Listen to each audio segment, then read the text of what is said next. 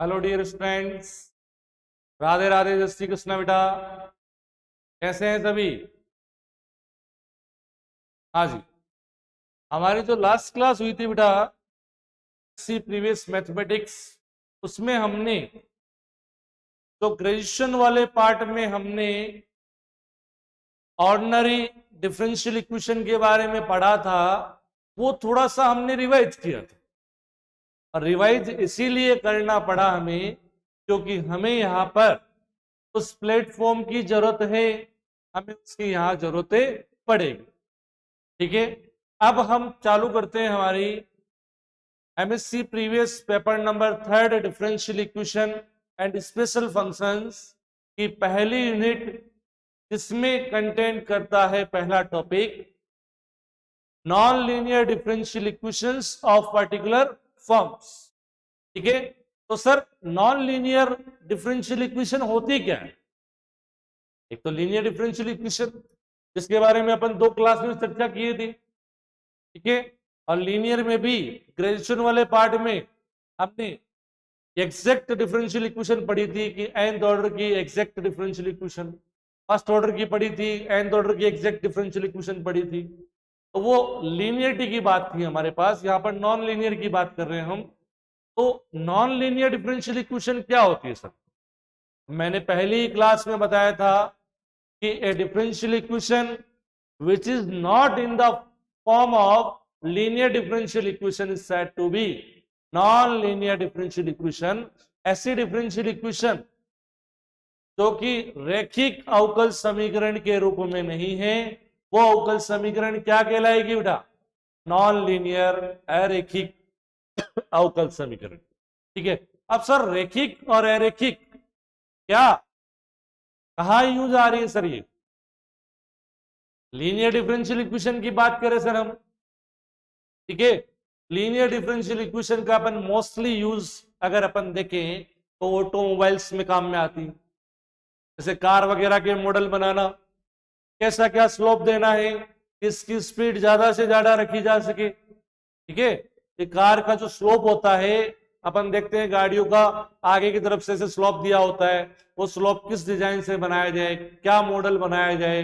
ठीक है, जैसे रॉकेट की बात करें हम कि रॉकेट की किस तरह से शेप तैयार की जाए कि उसकी स्पीड ज्यादा से ज्यादा रहे। ठीक है, तो ये बात हो गई हमारी लीनियरिटी की।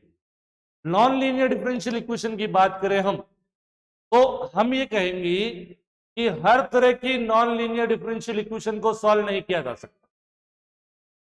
समझ में आ रही बात? आप ये कह दो सर कुछ भी लिख दिया हमने, इसको सॉल्व करो, तो हर तरह की नॉन लीनियर डिफरेंशियल इक्वेशन को सॉल्व करना पॉसिबल नहीं है। ठीक है, नॉन लीनियर का मतलब हो गया सर कि अपन बात करें जैसे कि भूकंप आना, ठीक है, भूकंप आना, ज्वार भाटा आना, ये सारी चीजें जितनी भी अपन कहें कि प्राकृतिक घटनाएं हैं, नेचर से रिलेटेड जितनी भी हमारी जो घटनाएं हैं, वो हम किस में कहेंगे? Non linear. क्यों? क्योंकि उनमें कोई फिक्स नहीं है बेटा, केवल अप्रोक्सीमेशन, अनुमान लगा सकते हैं अपन कि ये इतने टाइम पे इतनी तीव्रता का भूकंप आएगा। केवल अप्रोक्सीमेट सॉल्यूशन, जो कि आप एनए में पढ़ते हो, है ना, उसके बारे में केवल अप्रोक्सीमेट सॉल्यूशन आप निकाल सकते हो, आप एग्जैक्ट वैल्यू वहां से नहीं निकाल सकते। कि अगर एग्जैक्ट वैल्यू हर किसी नॉन लीनियर डिफरेंशियल इक्वेशन का आप सॉल्यूशन, एग्जैक्ट सॉल्यूशन निकाल पाते तो पूरे नेचर को ही कंट्रोल में कर लेते हम, तो पूरा नेचर ही कंट्रोल में आ जाता हमारे। ऐसा नहीं हो सकता है, तो केवल अनुमान लगाया जा सकता है कि ये यहाँ पर भूकंप इतनी तीव्रता का इतने नुकसान पहुंचा सकता है, वो केवल अनुमान लगाया जा सकता है। ठीक है, जैसे ज्वार भाटा फटता है, वहां पर अपन ये कहते हैं कि सर इतना इतना नुकसान यहां से हो सकता है, केवल अनुमान लगाया जा सकता है। अब वो कितना नुकसान पहुंचा जाता है, वो अनुमान से आगे हो जाता है। तो यही चीज है यहाँ पर नॉन लीनियर में। जैसे पेड़ की बात करें अपन, कोई भी ट्री ले लेते हैं, उसकी टहनी अपन बात करते हैं, कोई कितनी लंबाई से बढ़ रही है, कोई कितनी तीव्रता से बढ़ रही है, उसमें कोई लीनियरिटी नहीं है, उसमें कोई लीनियरिटी नहीं है। वहां पर भी नॉन लीनियर अपन डिफरेंशियल इक्वेशन की बारे में कह सकते हैं। ठीक है, बात समझ में आई मेरी? तो जितनी भी नेचर से रिलेटेड घटनाएं हैं वो सारी नॉन लीनियर। क्लियर बात? अगर सारी नॉन लीनियर डिफरेंशियल इक्वेशन को सॉल्व किया जा सकता तो हम नेचर को कंट्रोल कर पाते। ठीक है, तो ऐसा नहीं है। कुछ डिफरेंशियल इक्वेशन जो कि नॉन लीनियर फॉर्म में है उनका हम सॉल्यूशन फाइंड आउट कर पाते हैं और उसी से ही हम कुछ अनुमान लगा पाते हैं कि ये घटना इस तरह से घटित हो सकती है आगामी समय। क्लियर बात? चलिए अपन पहले लिखते हैं non linear differential equation. Non linear differential equations.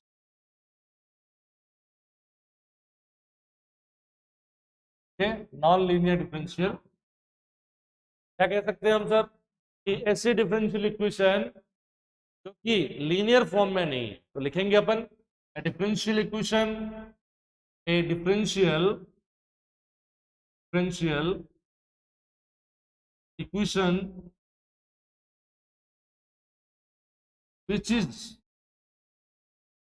which is not in the form of linear differential equation is said to be non-linear differential equation।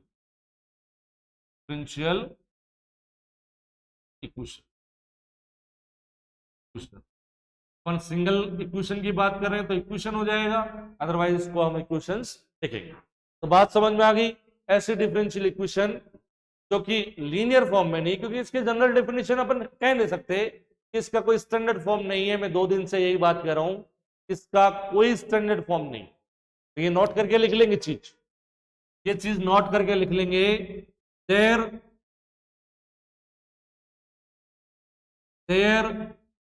is no any standard form of non-linear differential equation।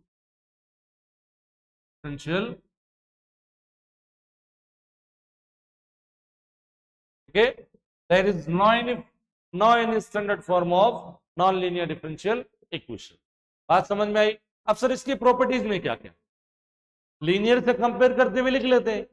Linear differential equation में क्या होता है sir कि अपन y की बात करें, y और उसके सारे डेरिवेटिव्स जो प्रेजेंट होते हैं वो सारे लीनियर डिग्री के साथ प्रेजेंट होते हैं। और यहां पर y और उसके डेरिवेटिव्स 2 या 2 से ज्यादा डिग्री के साथ में यहां पर डिफरेंशियल इक्वेशन में गिवन होंगे। तो प्रॉपर्टीज लिखो, प्रॉपर्टीज लिखेंगे बेटा। पहली प्रॉपर्टी अपन कंपेयर करते हुए लिखेंगे यहां से प्रॉपर्टीज के क्या क्या प्रॉपर्टी कह सकते हैं। There will B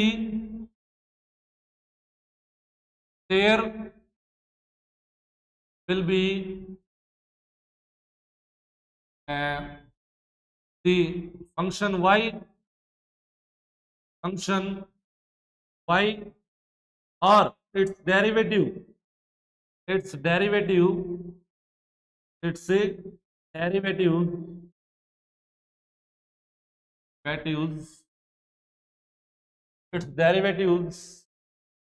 there will be the function y or its derivative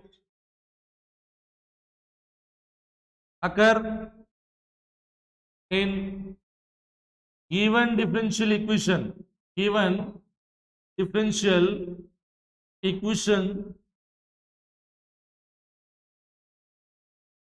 of degree 2 or more than 2। आगे बात समझ में कि there will be the function y and its derivative occur in the given differential equation with degree लिख लो या of degree 2 or more than 2। आगे बात समझ में? एक बार ये लिख लेंगे, जो प्रॉपर्टीज है अपन वहां से रिलेटेड करते हुए यहां पर लिखते रहेंगे। एक बार ये चीज लिख लेंगे, यहां तक कंप्लीट लिख लेंगे, एक बार यहां तक लिख लो भी।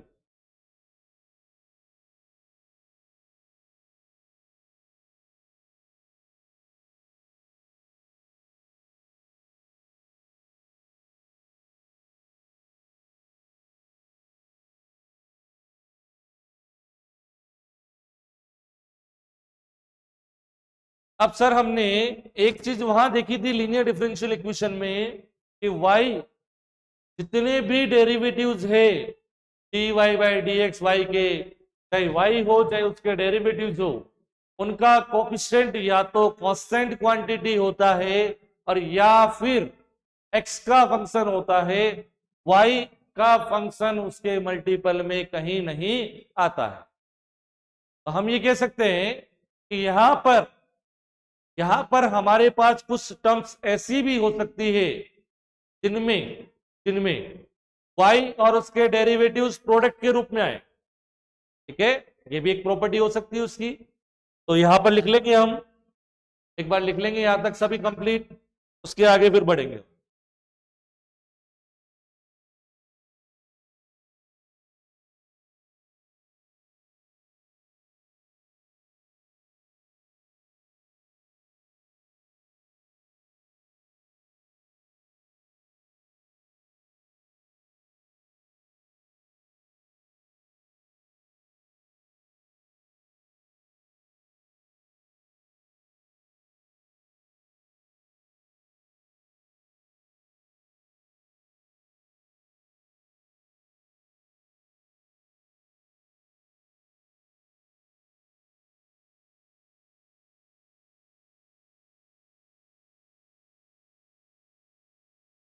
हाँ जी, सेकेंड लिखेंगे प्रॉपर्टी में there will be some terms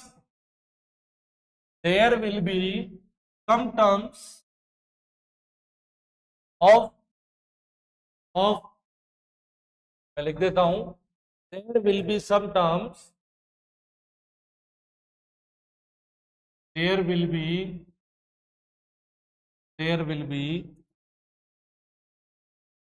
some terms some terms of product of y or and its derivatives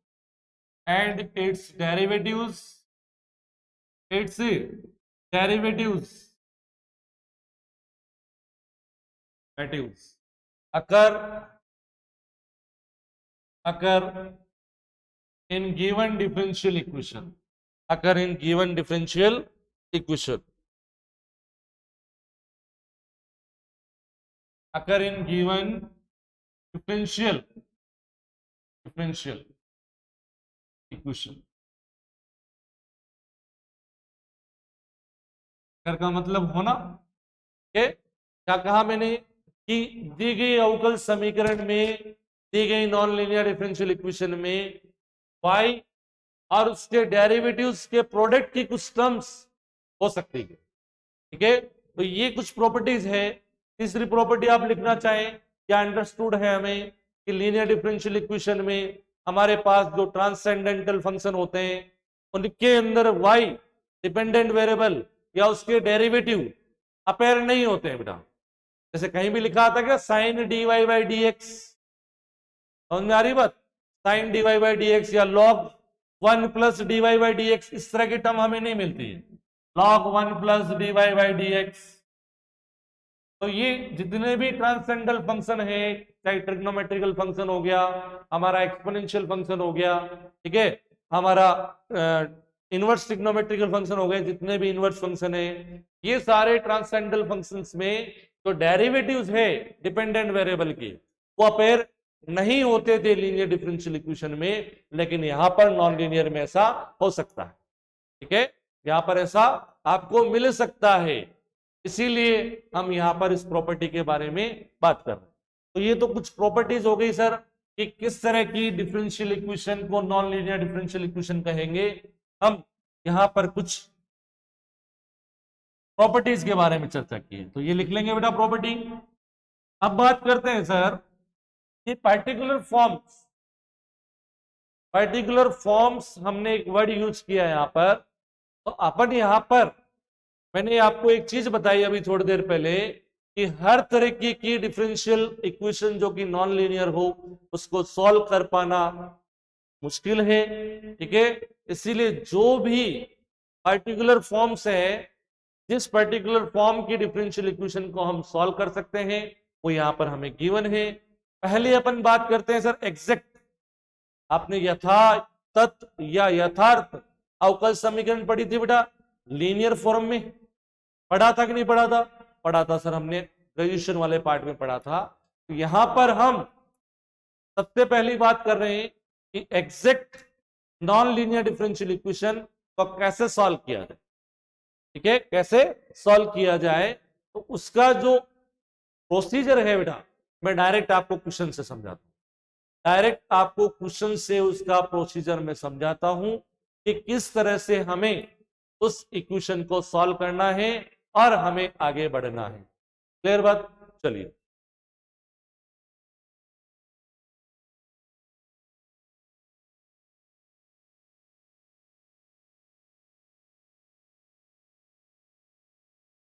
आज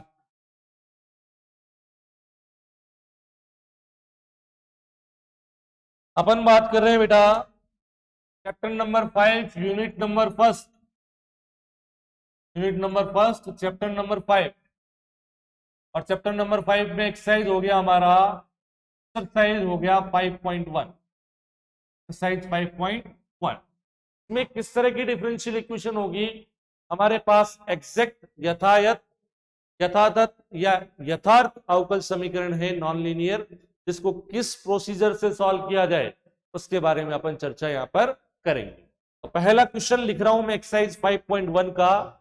देखिए वही वेटेज जो हम ग्रेजुएशन में कहते थे आपको, वही पैटर्न और वही वेटेज आपको एग्जाम्पल भी करने हैं, क्योंकि एग्जाम्पल का वेटेज ज्यादा है पेपर में और क्वेश्चंस का वेटेज कम है।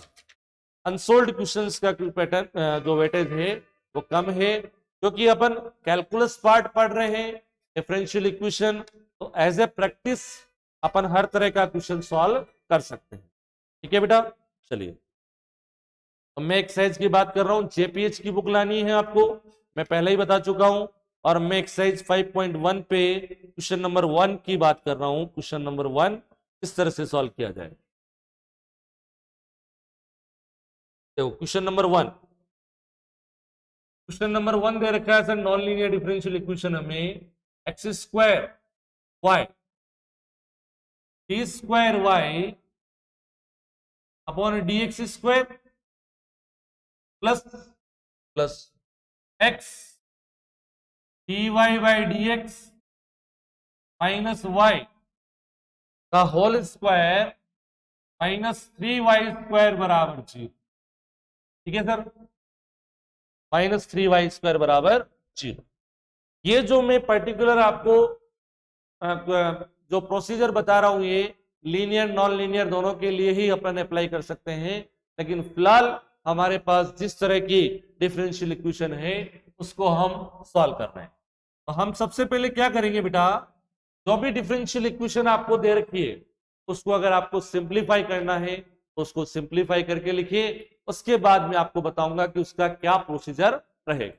तो देखो the given differential equation, the given differential equation can be written as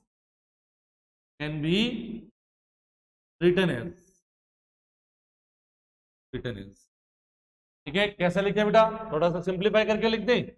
x square y d square y upon d x square non linear है कि नहीं है? देखिए यहां पर y और उसका डेरिवेटिव मल्टीप्लीकेशन फॉर्म में आ रहा है, ठीक है। और देखिए यहां से a माइनस बी का स्क्वायर एक्स स्क्वायर और d y by d x का square minus 2ab 2x y d y by d x plus y square minus 3y square क्या हो जाएगा माइनस 2y स्क्वायर बराबर 0 बराबर 0। ये हमें जो गिवन डिफरेंशियल इक्वेशन है उसको थोड़ा सा हमने सिंप्लीफाई करते हुए लिखा है। अब पहला जो हमारा स्टेप होगा इस इक्वेशन को सॉल्व करने के लिए, हम इस इक्वेशन को मान लेते हैं कि हमारा ये इक्वेशन है u बराबर फंक्शन ऑफ x। ठीक है, ये जो हमारा इक्वेशन है ये u है, u is the function of x इस फॉर्म में लिखा हुआ।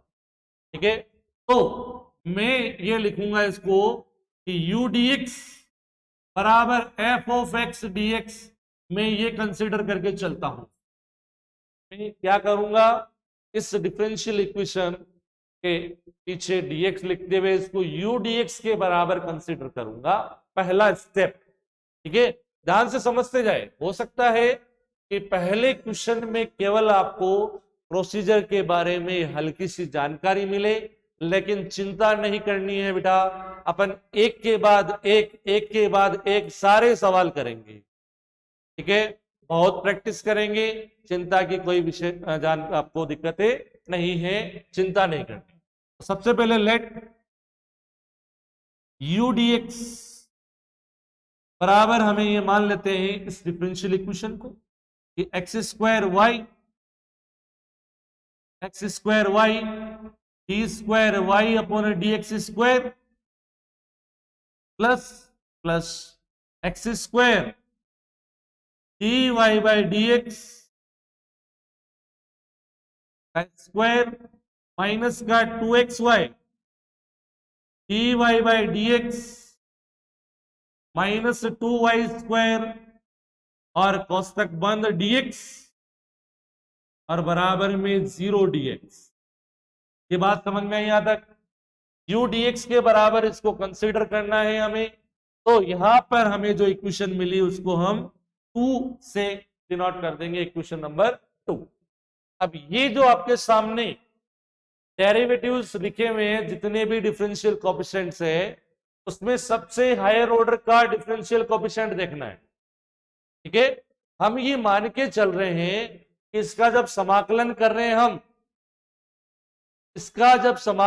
रहे हैं तो इसका जो इंटीग्रल है, मतलब इससे एक कम ऑर्डर का डेरिवेटिव, अरे d square y upon d x square का इंटीग्रेशन क्या होता है, d y by d x. तो हम ये मान के चलते हैं कि इसका जो इंटीग्रेशन है, जिसको हम कह रहे हैं d y by d x, केवल वो ही यहां पर वेरिएबल है, केवल वो ही यहां पर वेरिएबल है। मतलब क्या, इसके इंटीग्रेशन में हम ये मान के चलते हैं कि इसी टर्म का केवल इंटीग्रेशन करना है। ये जो कोएफिशिएंट्स है ये हम कांस्टेंट की तरह ट्रीट कर रहे हैं एक तरीके से। अब मैं ये कहता हूं कि हाईएस्ट ऑर्डर ये जो टर्म लिखी हुई है, हाईएस्ट ऑर्डर डेरिवेटिव से रिलेटेड ये जो टर्म लिखी हुई है, ये किसके डिफरेंशिएशन से प्राप्त हो रही है, कि इसका इंटीग्रेशन क्या हो सकता है। चलो मैं लिखता हूं, देखना मेरी लैंग्वेज देखना। we see that the highest order derivative term, the highest order derivative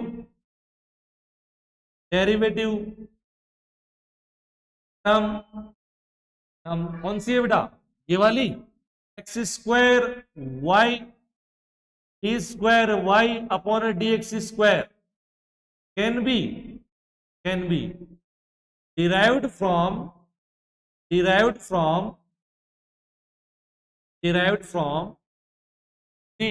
differentiation of या derivative of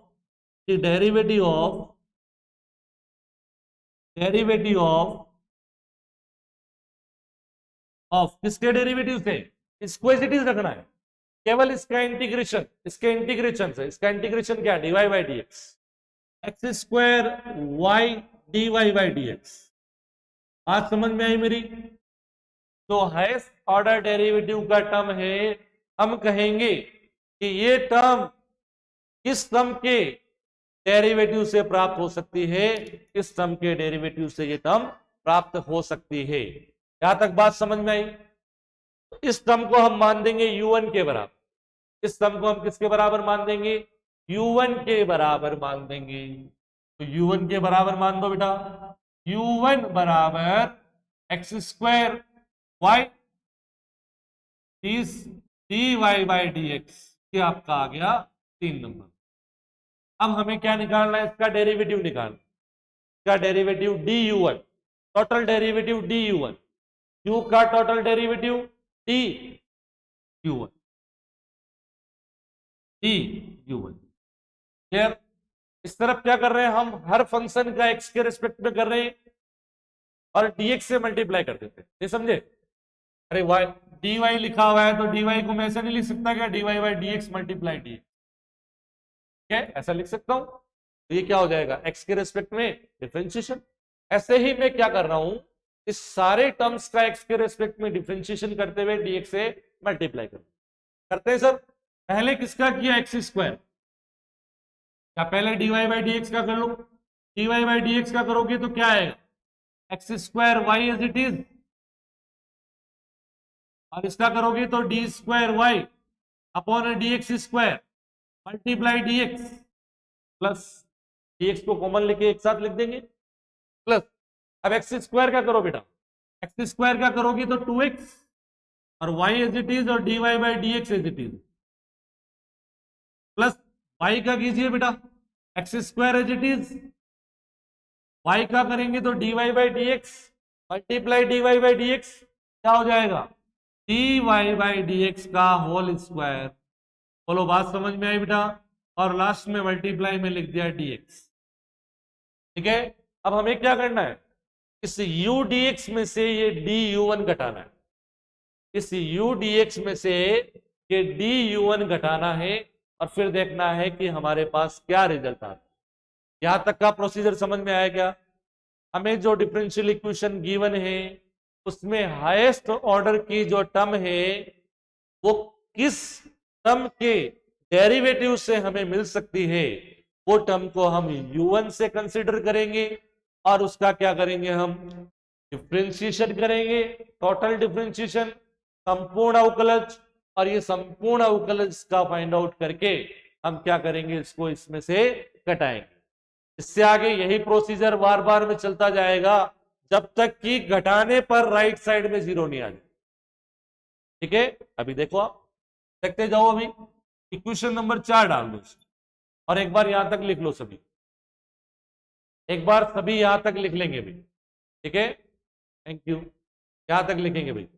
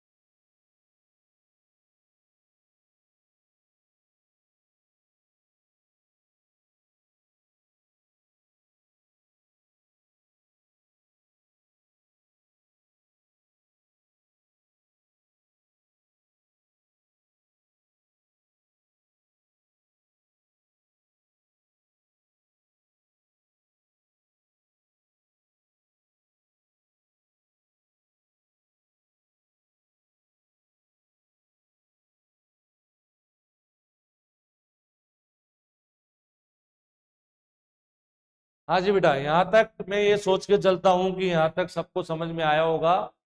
यही सेम प्रोसीजर पे बेटा अपन बहुत सवाल करेंगे। एक बार केवल आप इस क्वेश्चन से प्रोसीजर समझे कि किस तरह से हम इसको सोल्व कर पा रहे हैं। ठीक है, इसको हम किस तरह से एग्जैक्ट, सबसे पहले अपन ये चेक करें कि ये एग्जैक्ट है कि नहीं है, और जब एग्जैक्ट होगी उसके बाद हम इसको सॉल्व करें। ठीक है, एग्जैक्ट है कि नहीं है वो अपन यहां पर इसको चेक कर रहे हैं।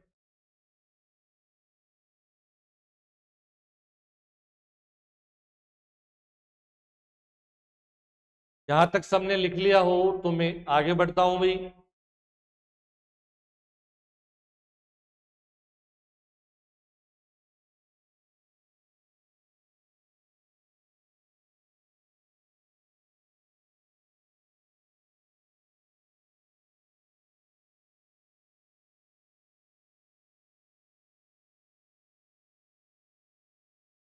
हाँ जी बेटा, आगे देखो क्या करना है बेटा। नेक्स्ट स्टेप में मैंने अभी आपको बताया कि समीकरण नंबर जो 2 है हमारी, उस 2 में से हम 4 को घटाएंगे, मतलब सब्ट्रैक्ट सब्ट्रैक्टिंग इक्वेशन 4 4 ही है ना वो, हाँ 4 फ्रॉम 2। तो ऑन सब्ट्रैक्टिंग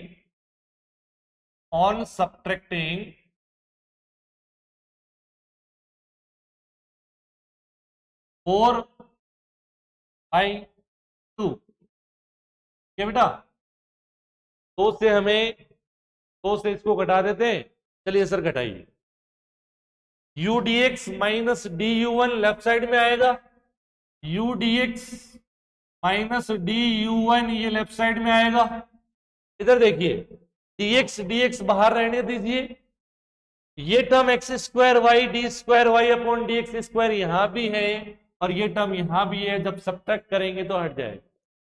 ये टर्म देखिए बेटा, ये टर्म आपको यहां भी दिख रही है, x square d y by d x का स्क्वायर, और ये ही टर्म आपको यहां भी दिख रही है, x square d y by d x का स्क्वायर।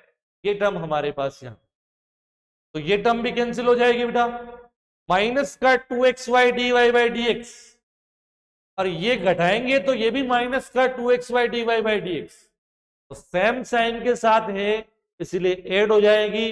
माइनस का 2xy dy by d x और माइनस का 2xy dy by d x add होकर के हो जाएगी हमारे पास माइनस का 4xy dy by d x. अब वहां तो कुछ बचा ही नहीं है बेटा, यहां तो कुछ बचा ही नहीं है। यहां की टर्म क्या रह गई, माइनस का 2y स्क्वायर, माइनस का 2y स्क्वायर dx। यहां तक बात समझ में आ गई क्या बेटा? यहां तक बात समझ में आ गई तो फिर हम आगे बढ़ सकते हैं। ठीक है, यहां तक अगर बात समझ में आ गई तो हम आगे बढ़ेंगे। अब वापस वही चीज जो कि मैंने समीकरण नंबर 2 में, आपको एनालिसिस करने के लिए कहा था कि हाईएस्ट ऑर्डर की जो टर्म है आपके पास वो किससे प्राप्त हो रही है। हाईएस्ट ऑर्डर की टर्म हमें कहां से प्राप्त हो रही है उसके बारे में अपन यहां पर सोचते हैं। हाईएस्ट ऑर्डर की टर्म कौन सी है हमारे पास? हाईएस्ट ऑर्डर की टर्म हमारे पास यहां पर कौन सी है?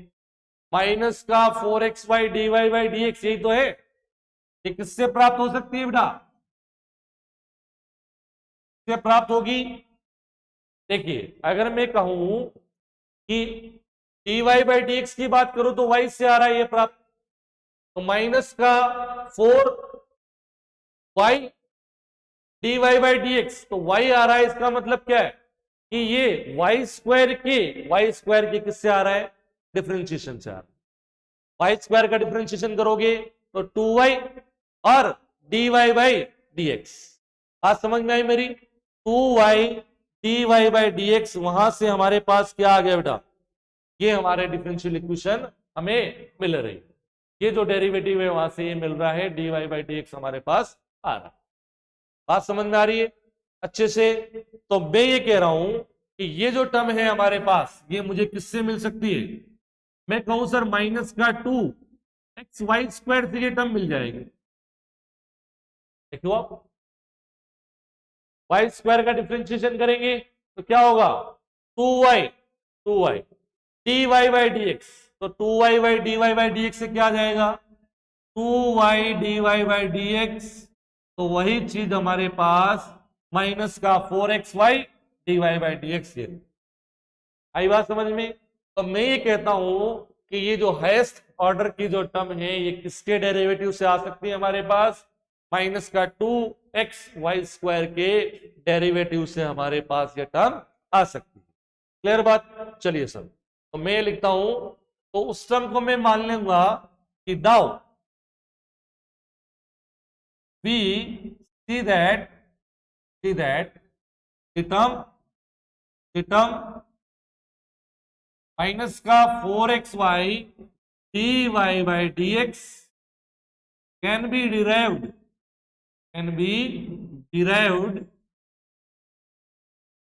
from the derivative of the derivative of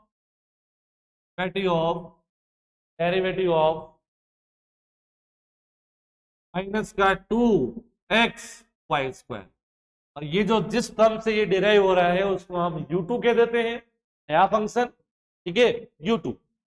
therefore late u2 बराबर माइनस का 2x² ये क्वेश्चन नंबर आपका 6। नाउ du2 हमें ज्ञात करना है, इसका टोटल डेरिवेटिव, तो वही इसके हर एक टर्म का x के रिस्पेक्ट में डिफरेंशिएशन करेंगे और dx से मल्टीप्लाई कर देंगे। तो देखिए सबसे पहले इसका कर रहे हैं माइनस का 2x एज इट इज रखा, y² का कर रहे हैं तो 2y dy/dx, फिर माइनस का 2y² एज इट इज रखा और x का हो गया 1 और ये dx, ठीक है। थोड़ा सा सिंप्लीफाई करके और लिख लें तो du2 बराबर माइनस का 4xy dy/dx और माइनस ऑफ 2y² dx, ये क्वेश्चन नंबर 7। वही कि 5 में से 7 को घटाना है, 5 में से 7 को घटाना है, तो सब्ट्रैक्टिंग 7/5 नाउ subtracting 7/5, 5 में से घटा रहे हैं, 5 में से हमें इसको घटाना है, 7 को 5 में से घटाना है, घटा दो, लेफ्ट साइड में तो आ गया udx माइनस du1 और माइनस du2 बराबर राइट साइड में देखेंगे आप, ये सेम टर्म है, घटाएंगे कट जाएगा, -2y² सेम टर्म है और जब सब्ट्रैक्ट करेंगे तो हट जाएगा, बराबर में रह गया केवल 0। और ये प्रोसीजर मैंने आपको थोड़ी देर पहले ही बताया था कि ये जो प्रोसीजर हम कर रहे हैं ये तब तक दोहराते रहेंगे जब तक 0 नहीं आ जाए, और अगर 0 आ गया तो हम कहेंगे कि हमारी जो गिवन डिफरेंशियल इक्वेशन है नॉन लीनियर वो एग्जैक्ट फॉर्म में है और हम उसको आगे सॉल्व कर रहे हैं। अगर ये 0 नहीं आया तो वो एग्जैक्ट फॉर्म में नहीं। बात समझ में आ गई? ठीक है, आगे सॉल्व करते हैं इसको। तो udx बराबर क्या आ गया, du1 प्लस du2, यहां तक बात समझ में आ गई? ठीक है, यहां तक बात समझ में आ गई क्या? udx का मान लिखो, समीकरण नंबर 1 में udx बराबर आपने राइट साइड में लिखा था, आपको ध्यान हो तो 0dx, इसमें डिफरेंशियल इक्वेशन थी और राइट साइड में 0dx भी था, तो udx बराबर क्या हो जाएगा, 0dx, दैट इज इंटीग्रेशन कर दो इसका, ऑन इंटीग्रेटिंग समाकलन करने पर, समाकलन कर दोगे तो du का हो जाएगा u1, du2 का हो जाएगा u2 और 0 का 0 और बराबर में कांस्टेंट मान लेते हैं c1। यहां तक बात समझ में आई बेटा? यहां तक बात समझ में आ गई क्या? यहां u1 और u2 का हम मान रख देंगे, u1 और u2 का जो भी मान है हमारे पास वो यहां पर हम पुटे कर देंगे और फिर हम देखेंगे कि हमारे पास लीनियर डिफरेंशियल इक्वेशन प्राप्त होती है या कौन सी डिफरेंशियल इक्वेशन प्राप्त होती है, हम उसको सॉल्व कर पाते हैं या नहीं कर पाते हैं। एक बार यहां तक लिखेंगे, एक बार यहां तक लिख लेंगे भाई सभी।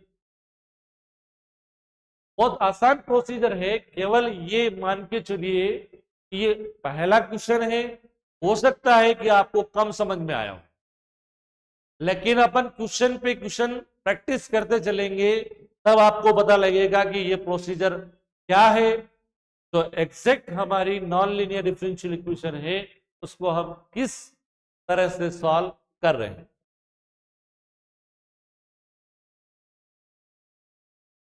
यहां तक लिख लेंगे सभी।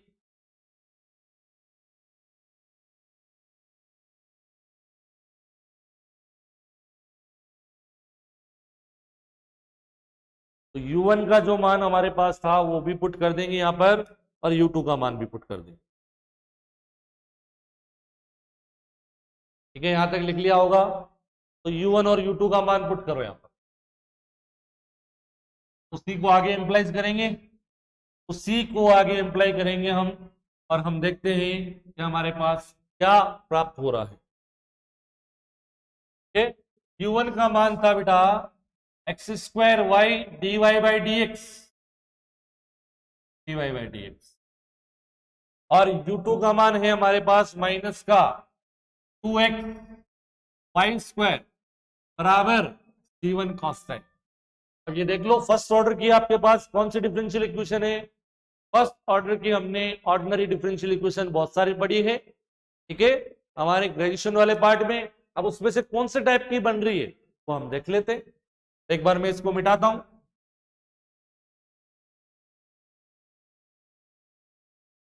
देखिए, सबसे पहले तो एक्स स्क्वायर से भाग दे दें, एक्स स्क्वायर से भाग दे दें, y d y by d x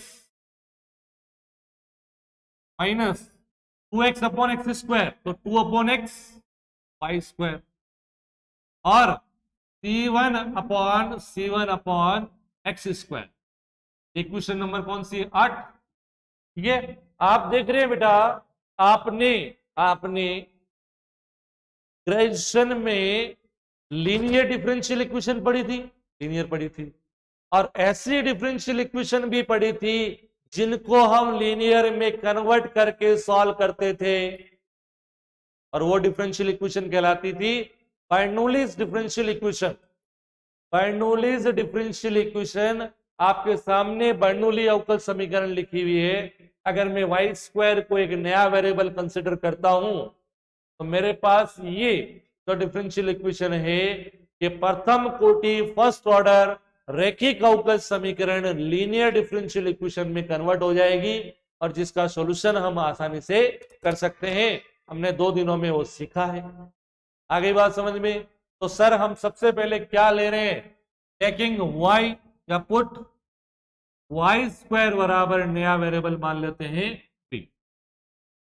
क्या आ जाएगा? इसका डेरिवेटिव करोगे विथ रेस्पेक्ट टू x, तो 2y d y by d x बराबर dv अपॉन डी एक्स। मुझे क्या चाहिए? y d y by d x, y d y by d x, इसका मान आ गया sir 1/2 dv upon d x, 1/2 dv upon d x. ये equation number 9 from 8 and 9। यहां पर वाई स्क्वायर और y d y by d x का मान मतलब वाई को एलिमिनेट करना है, तो हमारे पास कौन सी डिफरेंशियल इक्वेशन आ रही है वो हम देखते हैं।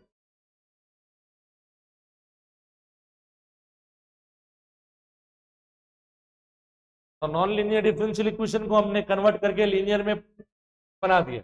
तो फ्रॉम 8 एंड 9, फ्रॉम 8 एंड 9, 8 व 9 से y d y by d x का मान हो गया sir 1/2 dv upon d x minus 2 upon x v बराबर c1 अपॉन एक्स स्क्वायर। 2 से मल्टीप्लाई कर दो इस इक्वेशन को, 2 से मल्टीप्लाई करेंगे तो ये तो हो जाएगा बेटा dy बाई डी एक्स, ये हो जाएगा बेटा यहां पर माइनस का 4 अपॉन एक्स v, और ये हो जाएगा बेटा 2c1 अपॉन एक्स स्क्वायर। ये जो सामने आपके लिखी हुई है it is linear differential equation of order 1, प्रथम कोटि का रैखिक अवकल समीकरण है, जिसका स्टैंडर्ड फॉर्म क्या होता था बेटा? dv upon d x plus function of x v बराबर फंक्शन ऑफ एक्स। मैंने पहली ही क्लास में बताया था। और इसका सॉल्यूशन फाइंड आउट करने के लिए सबसे पहले हम क्या करेंगे? इसका समाकल गुणांक, इसका इंटीग्रेटिंग फैक्टर फाइंड आउट करेंगे, समाकल गुणांक ज्ञात करेंगे, और फिर इसका सॉल्यूशन लिखेंगे। पहली क्लास में मैंने अच्छे से बताया था, और आप देख रहे हो कि जो 2 दिन मैंने आपको दिए हैं वो क्यों दिए हैं? पहले ही क्वेश्चन में आपके सामने प्रस्तुत। अगर हम वहां पर रिवाइज नहीं करते उन चीजों को तो हमें यहाँ पर सोचना पड़ता कि सर ये कौन से टाइप की है और इसका सॉल्यूशन क्या होता है। क्लियर बात? देखिए क्लियर क्लियर, मैं लिख देता हूं equation 10 is linear differential equation of order 1 first order की है।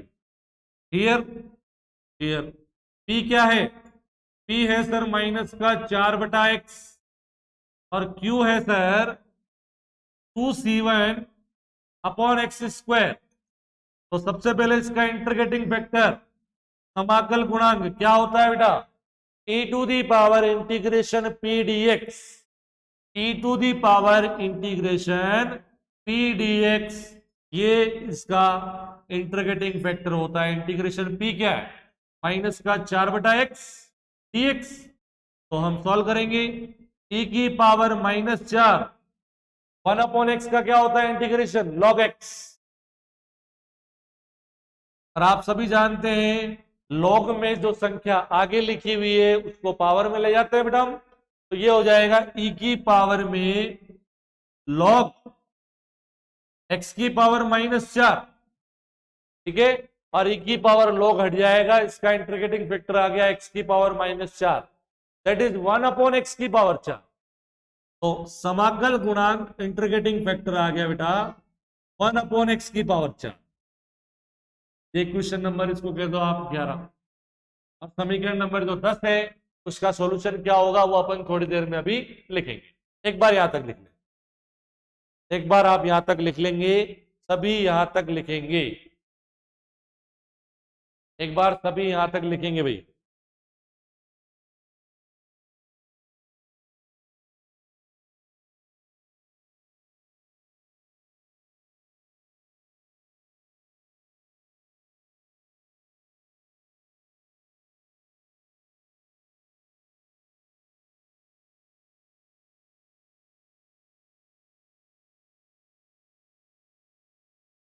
हाँ जी बेटा, मेरे हिसाब से सबको अच्छे से समझ में आ रहा होगा, सबको अच्छे से समझ में आना चाहिए। अपना टारगेट यही है, ज्यादा से ज्यादा प्रैक्टिस करो। डिफरेंशियल इक्वेशन एक ऐसा पेपर है जितनी अच्छी ज्यादा प्रैक्टिस करोगे उतना ही अच्छा आपका क्या होगा, स्किल होगा, और आप उतने ही अच्छे से उतनी ही स्पीड से जो नेक्स्ट क्वेश्चन है या जो भी प्रॉब्लम्स है आपके पास वो आप सॉल्व कर पाएंगे।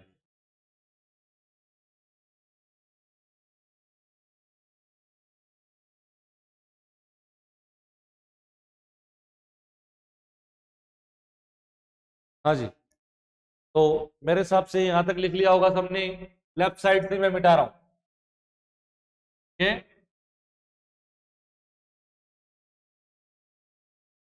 और आप देख रहे होंगे 1 घंटे की क्लास में कुछ नहीं हो रहा है, तो अपन इस क्लास का टाइमिंग थोड़ा बढ़ाएंगे और थोड़े टाइम में 4-5 दिन के बाद एक और पेपर चालू कर दिया जाएगा आपके साथ, तो 2 पेपर एक साथ चलेंगे, ठीक है। और लगभग ये मान के चले आप 1 से 1.5 घंटे की क्लास इसकी होगी, और इसके साथ थ्योरेटिकल पेपर जो मैंने आपको बताए नेचर वाइज, पेपर फर्स्ट और पेपर सेकंड, उनमें से कोई एक पेपर आपका चालू कर देंगे, उसकी क्लास 1 घंटे की सफिशिएंट, ठीक है। तो 1.5 घंटे की क्लास इसकी रहेगी और उसकी 1 घंटे की क्लास, लगभग 2.5 घंटे आपकी रेगुलर क्लास रहेगी, ठीक है। चलिए सर आगे बढ़ते हैं। तो now solution of linear differential equation कौन सी है? इज, क्या लिखते हैं, जिस वेरिएबल में लीनियर है वो v मल्टीप्लाई इंटीग्रेटिंग फैक्टर बराबर इंटीग्रेटिंग फैक्टर मल्टीप्लाई qx और dx और प्लस कांस्टेंट नया ले लो c2। v तो v रहेगा सर, इंटीग्रेटिंग फैक्टर 1/x की पावर 4 इंटीग्रेशन 1/x की पावर 4 q ये रहा 2c1/x square 2c1/x square dx और प्लस c2, ये लो सर। ये आ गया सर v/x की पावर 4, 2c1 तो बाहर कितना रह गया 1/x की पावर 6, ये 4 और 2 6, इंटीग्रेशन x की पावर -6 dx और प्लस कॉन्स्टेंट x की पावर n का इंटीग्रेशन हम जानते हैं क्या होता है, x की पावर n का इंटीग्रेशन होता है x की power n+1 upon n+1 plus constant plus a constant. यहां तक बात समझ में आ गई बेटा? बस v का मान रख दो, समीकरण नंबर जो 1 है आपकी जो नॉन लीनियर डिफरेंशियल इक्वेशन है उसका सॉल्यूशन आ जाएगा। therefore the general solution व्यापक हल, general solution of equation 1 is p की वैल्यू रख दो y² अपॉन x की पावर 4, कितना हो जाएगा बेटा x की पावर -5 और नीचे -5, तो ये तो हो गया माइनस का 2c1 अपॉन 5 x की पावर -5 प्लस कांस्टेंट ये आपका सॉल्यूशन आ गया। जो आपको गिवन डिफरेंशियल इक्वेशन है उसका सॉल्यूशन आपके सामने है। ठीक है भाई, तो मेरे हिसाब से जो प्रोसीजर मैंने आपको समझाया है, आपको इस क्वेश्चन के माध्यम से वो प्रोसीजर समझ में आया होगा कि हमें क्या देखना है। सबसे पहले कि जो हाईएस्ट ऑर्डर डेरिवेटिव है उसकी जो टर्म है वो किस टर्म के डिफरेंशिएशन से हमें मिल सकती है। केवल उसके कोएफिशिएंट्स को नहीं देखना, हमें केवल जो ऑर्डर का डेरिवेटिव है उससे एक कम ऑर्डर का डेरिवेटिव लेते हुए कोएफिशिएंट एज इट इज रखेंगे, उससे एक कम ऑर्डर का डेरिवेटिव लेते हुए कोएफिशिएंट एज इट इज, और हम उसको लिखेंगे, उसको u1 मान देंगे, उसका टोटल डेरिवेटिव फाइंड आउट करेंगे, u dx में से घटाएंगे।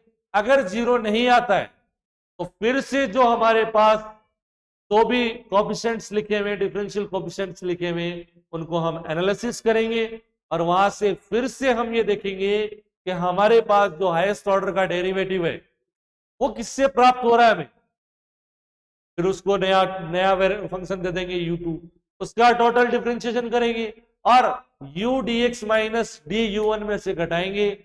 अगर वो जीरो आ जाता है तो ठीक है, अदरवाइज फिर जो हमारा फंक्शन है यहाँ पर जो डिफरेंशियल कोएफिशिएंट्स है उनको एनालिसिस करेंगे और ये प्रोसीजर तब तक चलता जाएगा जब तक कि राइट साइड में जीरो नहीं आ जाए। समझ में आ गई मेरी बात? ठीक है, तो आज के लिए इतना ही। आशा करता हूं कि जो भी मैंने आज आपको जानकारी दी है नॉन लीनियर डिफरेंशियल इक्वेशन के बारे में वो आपको अच्छे से समझ में आई होगी और आगे हम 5.1 एक्सरसाइज जो हमारी पहली यूनिट है उसके क्वेश्चन, अनसोल्व्ड क्वेश्चंस की बात कर रहा हूं, उसके क्वेश्चन कंटिन्यूशन में करते रहेंगे। आपसे मैं एक ही चीज कहूंगा कि आप इस एक्सरसाइज के एग्जाम्पल करें और जिस प्रोसीजर से मैंने बताया है उसी प्रोसीजर को फॉलो करते हुए आप इसके एग्जाम्पल करें। ठीक है, तो यहां तक सभी लिख लेंगे और जिन्होंने लिख लिया है ठीक है, नेक्स्ट क्लास में मिलेंगे नए क्वेश्चंस के साथ। धन्यवाद।